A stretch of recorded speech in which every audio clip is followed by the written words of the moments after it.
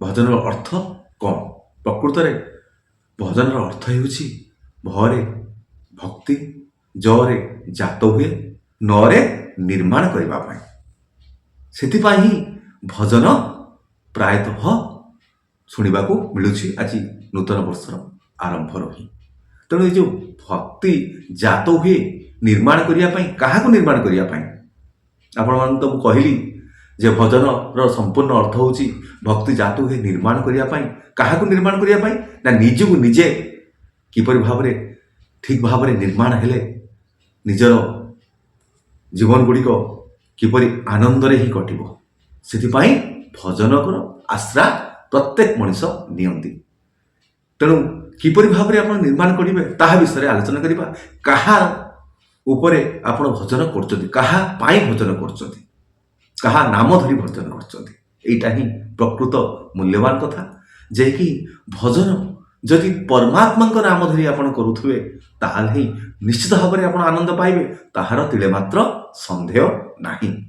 କାହିଁକି ନା ଭକ୍ତି ଜାତ ହୁଏ ନିର୍ମାଣ କରିବା ପାଇଁ ଯେଉଁ କହିଲି ଭଜନର ସମ୍ପୂର୍ଣ୍ଣ ଅର୍ଥ, ଯେ ହୃଦୟରେ ଯେଉଁ ଜାତ ହେବ, ଯେଉଁ ଶରୀର ଆପଣ ଆଜି ପାଇଛନ୍ତି ପରମାତ୍ମାଙ୍କ କୃପା ବଳରେ। ପ୍ରତ୍ୟେକ ମଣିଷ ପାଇଁ ଦୁଇଟିର ଆବଶ୍ୟକତା ରହିଛି। ଗୋଟେ ଶରୀର ପାଇଁ କ'ଣ ଆବଶ୍ୟକତା? ନା ଭଜନ। ଭଜନ ଅର୍ଥ ଖାଦ୍ୟ।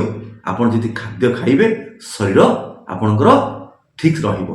ତେଣୁ ଭଜନ ଶରୀର ପାଇଁ ଆବଶ୍ୟକତା ଏବଂ ମଣିଷ ନିର୍ମାଣ କରିବା ପାଇଁ, ନିଜକୁ ନିଜେ ଆନନ୍ଦରେ ରହିବା ପାଇଁ ଭଜନର ଆବଶ୍ୟକତା ଅଛି। କାହାର ଭଜନ? ନା ପରମାତ୍ମାଙ୍କର ଭଜନ ଗାଇବା ପାଇଁ। ଯେହେତୁ ପରମାତ୍ମା କେବଳ ହିଁ ଆପଣଙ୍କର ସୃଷ୍ଟିକର୍ତ୍ତା, ସେଥିପାଇଁ ତ ପରମାତ୍ମାଙ୍କୁ କୁହାଯାଏ ଗୋଟିଏ ଦାତା ଏ ଜଗତର, ଆଉ ଏ ଦ୍ୱିତୀୟ ଦାତା କେହି ନାହାନ୍ତି। ଦାତା ମାନେ କ'ଣ? ତାର ହେଉଛି ଦାୟିତ୍ୱ, ତାର ଅର୍ଥ ତାହା ପାଇଁ, କାହା ପାଇଁ? ପ୍ରତ୍ୟେକ ମଣିଷଙ୍କ ପାଇଁ ପରମାତ୍ମା ନେଇଥାନ୍ତି।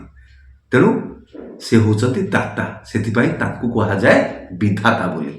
ତା ଅର୍ଥ ଯେ ଯେହେତୁ ସେ ଦାତା, ତାଙ୍କୁ ସେଥିପାଇଁ କୁହାଯାଏ ବିଧାତା ବୋଲି।